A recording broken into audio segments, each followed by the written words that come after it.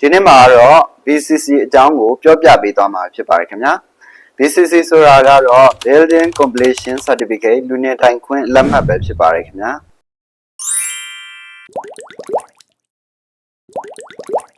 BCC ဘယ်လိုရှောက်အောင်လဲဆိုရင်တော့အဆောက်အဦပြီးတဲ့နေ့ကစပြီးတော့ရက်30အတွင်းမှာရှောက်ထားမှာပဲဖြစ်ပါတယ်ရှောက်လာတင်ပြီးရင်တော့စီပင်ကလာရောက်စစ်ဆေးပြီးတော့သတ်မှတ်ချက်နဲ့ကိုက်ညီရင်တော့ BCC ထုတ်ပေးမှာပဲဖြစ်ပါတယ်ခင်ဗျာစောက်ထားတဲ့အဆောက်အဦကမူလခွင့်ပြုထားတဲ့ပုံစံမဟုတ်ဘူးဆိုရင်တော့ BCC မထုတ်ပေးတာအဆောက်အဦကိုပြန်ပြင်ခိုင်းတာဖြိုချသင့်ရင်ဖြိုချခိုင်းတာကိုဥပဒေနဲ့ညီဆောင်ရွက်ခိုင်းပါတယ်ခင်ဗျာညွှန်ကြားချက်တိုင်းပြန်လည်ပြုပြင်ပြီးမှသာ BCC ကိုထုတ်ပေးပါတယ်ခင်ဗျာဥပဒေအရဆိုရင်တော့ BCC ကြပြီးမှပဲလူနေထိုင်ခွင့်ရှိတာဖြစ်ပါတယ်ဒါပေမဲ့လည်း